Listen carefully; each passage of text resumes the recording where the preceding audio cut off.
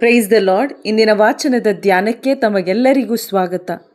ಇಂದಿನ ಶುಭ ಸಂದೇಶದಲ್ಲಿ ನಿಕೋದೇಮನೆಂಬ ಫರಿಸಾಯ ಯೇಸುವನ್ನು ಭೇಟಿ ಮಾಡಲು ರಾತ್ರಿಯ ವೇಳೆ ಬರ್ತಾನೆ. ಅವನು ಯಹೂದ್ಯರ ನಾಯಕನಾಗಿದ್ದ. ಆತನಿಗೆ ಪದವಿ, ಅಧಿಕಾರ, ಸ್ಥಾನಮಾನವಿತ್ತು. ದೇವರ ವಾಕ್ಯದ ಅರಿವು ಇತ್ತು. ಧರ್ಮದ ಮುಖಂಡನಾಗಿದ್ದ. ಆದರೂ ಆತನಲ್ಲಿ ದೇವರ ಆತ್ಮ ಇದ್ದಿಲ್ಲ. ಆತ ಯೇಸುವನ್ನು ಬೋಧಕನೆಂದು ಮಾತ್ರ ಕರೆಯುತ್ತಾನೆ. ಯೇಸು ಏಕೈಕ ರಕ್ಷಕನೆಂಬ ಅರಿವು ಆತನಿಗೆ ಇದ್ದಿಲ್ಲ. ಆ ಸತ್ಯ ಆತನಲ್ಲಿ ಸ್ವೀಕಾರವಾಗಿದ್ದಿಲ್ಲ.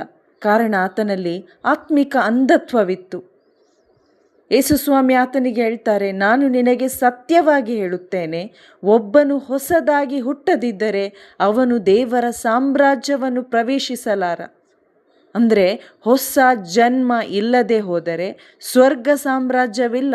ದೇವರೊಂದಿಗೆ ಸಂಬಂಧವಿಲ್ಲ, ದೇವರೊಂದಿಗೆ ಅನ್ಯೋನ್ಯತೆ ಇಲ್ಲ, ಕನೆಕ್ಷನ್ ಇಲ್ಲ. ಆತ್ಮಿಕ ಸಂಗತಿಗಳನ್ನು ನಾವು ಅರಿತುಕೊಳ್ಬೇಕಾದ್ರೆ, ದೇವರನ್ನು ಅರಿತುಕೊಳ್ಬೇಕಾದ್ರೆ, ಸ್ವರ್ಗ ಸಾಮ್ರಾಜ್ಯದ ಪ್ರಜೆಗಳಾಗಬೇಕಾದ್ರೆ ನಮಗೆ ಆತ್ಮಿಕ ಜನ್ಮ ಅಗತ್ಯ ಎಂದು ಇಲ್ಲಿ ಯೇಸುಸ್ವಾಮಿ ಸ್ಪಷ್ಟಪಡಿಸುತ್ತಾರೆ. ಆದರೆ ಇಂದು ನಾವು ನಿಕೋದೇಮನಂತೆ ಪ್ರಾರ್ಥನೆ ಮಾಡ್ಬೋದು, ಉಪವಾಸ ಮಾಡ್ಬೋದು, ಎಲ್ಲ ಆಚರಣೆಗಳನ್ನು ಮಾಡ್ಬೋದು, ಚರ್ಚ್ ಲೀಡರ್ ಆಗಿರ್ಬೋದು, ಅಥವಾ ಚರ್ಚಲ್ಲಿ ಉನ್ನತ ಸ್ಥಾನ, ಪದವಿ, ದೇವರ ವಾಕ್ಯದ ಅರಿವು ನಮಗಿರ್ಬೋದು. ಆದರೆ ಯೇಸುಸ್ವಾಮಿ ಆತನಿಗೆ ಹೇಳುವಂತೆ ನಮಗಿಂದು ಹೇಳ್ತಾರೆ, ಒಂದು ವೇಳೆ ನಾವು ಹೊಸ ಜನ್ಮ ಪಡೆಯದೆ ಹೋದರೆ ನಾವು ಸ್ವರ್ಗ ಸಾಮ್ರಾಜ್ಯ ಸೇರಲಾರೆವು. ನಾವು ಶರೀರದಲ್ಲಿ ನಮ್ಮ ತಂದೆಯ ತಾಯಿಯ ಮುಖಾಂತರ ಒಂದು ಜನ್ಮ ಪಡೆದಿದ್ದೇವೆ. ಶರೀರದಿಂದ ಹುಟ್ಟಿದ್ದು ಶರೀರಮಯ. Nothing good can come out of a body. ಅಂದರೆ ಈ ಶರೀರದಿಂದ ಏನೂ ಒಳ್ಳೆಯದು ಬರಲ್ಲ. ಪಾಪ ಒಂದೇ ನಮ್ಮಲ್ಲಿರೋದು. ಯೇಸು ಹೇಳ್ತಿರೋದು ಆತ್ಮೀಕ ಜನ್ಮದ ಕುರಿತಾಗಿ. ನಾವು ದೇವರಿಂದ ಹುಟ್ಟಬೇಕು. ಪ್ರಿಯರೇ, ದೇವರಿಂದ ಹುಟ್ಟೋದು ಒಂದು ವಿಶ್ವಾಸದ ಕಾರ್ಯವಾಗಿದೆ, ದೇವರ ಕೃಪೆಯ ಕಾರ್ಯವಾಗಿದೆ. ಶುಭ ಸಂದೇಶವನ್ನು ನಾವು ಆಲಿಸುತ್ತಾ, ಧ್ಯಾನಿಸುತ್ತಾ, ಯೇಸು ಕ್ರಿಸ್ತರನ್ನು ನಾವು ನಮ್ಮ ರಕ್ಷಕನಾಗಿ, ಪ್ರಭುವಾಗಿ ಸ್ವೀಕಾರ ಮಾಡಿದಾಗ ಮಾತ್ರ ಪ್ರಿಯರೇ, ಈ ಹೊಸ ಜನ್ಮ ದೇವರು ನಮಗೆ ಕೃಪೆಯಾಗಿ ನೀಡ್ತಾರೆ. ನಾವು ದೇವರಿಂದ ಹುಟ್ಟಲ್ಪಟ್ಟಾಗ ಅಥವಾ ಪವಿತ್ರಾತ್ಮರನ್ನು ಸ್ವೀಕಾರ ಮಾಡಿದಾಗ ಮಾತ್ರ ಸ್ವರ್ಗ ಸಾಮ್ರಾಜ್ಯದ ಪ್ರಜೆಗಳಾಗ್ತೇವೆ, ದೇವರ ಮಕ್ಕಳಾಗ್ತೇವೆ. ನಮ್ಮಲ್ಲಿರುವ ಪಾಪ ಮೊದಲು ಶುದ್ಧೀಕರಿಸಲ್ಪಡಬೇಕು. ನಮ್ಮಲ್ಲಿ ಹೊಸ ಜೀವ ಅಂದರೆ ಪವಿತ್ರಾತ್ಮ ಸ್ವೀಕಾರ ಆಗಬೇಕು. ಅದಕ್ಕೆ ಯೇಸು ಹೇಳ್ತಾರೆ ಇಲ್ಲಿ, ನೀರಿನಿಂದಲೂ ಪವಿತ್ರಾತ್ಮನಿಂದಲೂ ಹುಟ್ಟದ ಹೊರತು ಯಾರು ದೇವರ ಸಾಮ್ರಾಜ್ಯ ಪ್ರವೇಶಿಸಲಾರ.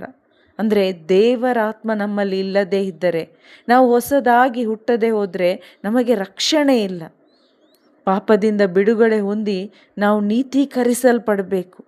ಆಗ ಮಾತ್ರ ಸ್ವರ್ಗದ ಮಕ್ಕಳಾಗ್ತೇವೆ.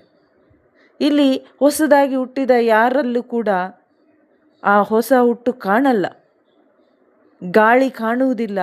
ಆದರೆ ಆ ಗಾಳಿಯನ್ನು ನಾವು ಅನುಭವಿಸ್ತೇವೆ. ಅದೇ ರೀತಿಯಲ್ಲಿ ನಮ್ಮಲ್ಲಿರುವ ದೇವರಾತ್ಮ ಅಥವಾ ಹೊಸ ಜನ್ಮ ಯಾರಿಗೂ ಕಾಣಿಸಲ್ಲ. ಆದರೆ ನಮ್ಮ ಮಾನಸಾಂತರದ ಜೀವನ ಒಂದು ಫಲಿತಾಂಶವಾಗಿ ಎಲ್ಲರಿಗೂ ಕಾಣಲ್ಪಡುತ್ತೆ. ಆದ್ದರಿಂದ ಪ್ರಿಯರೇ, ಹೊಸ ಜನ್ಮ ಪ್ರತಿಯೊಬ್ಬನ ಅವಶ್ಯಕತೆಯಾಗಿದೆ, ಅಗತ್ಯತೆ ಆಗಿದೆ. ಇವತ್ತು ನಾವು ಸ್ವರ್ಗದ ಮಕ್ಕಳಾಗಬೇಕಾದ್ರೆ, ನಿತ್ಯ ಜೀವ ನಮ್ಮ ಗುರಿ ಆಗಬೇಕಾದ್ರೆ ಖಂಡಿತ ನಮ್ಮೆಲ್ಲರಿಗೂ ಹೊಸ ಜನ್ಮ ಬೇಕೇ ಬೇಕು. ಅದಕ್ಕಾಗಿ ನಾವು ಹಂಬಲಿಸಬೇಕು. ನಾವಿಂದು ಅದಕ್ಕಾಗಿ ಏನು ಮಾಡಬೇಕು? ಶುಭ ಸಂದೇಶ ಸಾರಬೇಕು. ಪ್ರತಿಯೊಬ್ಬರು ರಕ್ಷಣೆ ಸ್ವೀಕಾರ ಮಾಡಬೇಕು.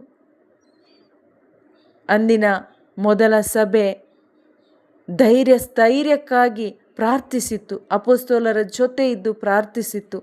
ಆಗ ಅಲ್ಲಿ ದೇವರಾತ್ಮ ಕಾರ್ಯ ಮಾಡಿದರು. ದೇವರಾತ್ಮ ಕಾರ್ಯ ಮಾಡಿ ಅಲ್ಲಿ ಅವರ ಸಭೆಯನ್ನು ಅಭಿವೃದ್ಧಿಪಡಿಸಿದ್ರು. ಅವರು ಧೈರ್ಯದಿಂದ ಎಲ್ಲೆಡೆಯೂ ಶುಭ ಸಂದೇಶ ಸಾರ್ತಾರೆ. ಇಂದು ನಾವು ಕೂಡ ಧೈರ್ಯದಿಂದ ಶುಭ ಸಂದೇಶ ಸಾರಲು ಮೊದಲನೇದಾಗಿ ನಾವು ಹೊಸದಾಗಿ ಹುಟ್ಟಬೇಕು ಮತ್ತು ಆ ಪವಿತ್ರಾತ್ಮರಿಂದ ತುಂಬಲ್ಪಟ್ಟು ಒಮ್ಮನಸ್ಸಿನಿಂದ ನಾವು ಪ್ರಾರ್ಥಿಸುವವರಾಗಬೇಕು. ಇಂಥ ಸಭೆ, ಇಂಥ ಒಂದು ಜೀವನ ನಮ್ಮದಾಗಲಿ. ಆಮೇನ್. Praise the lord.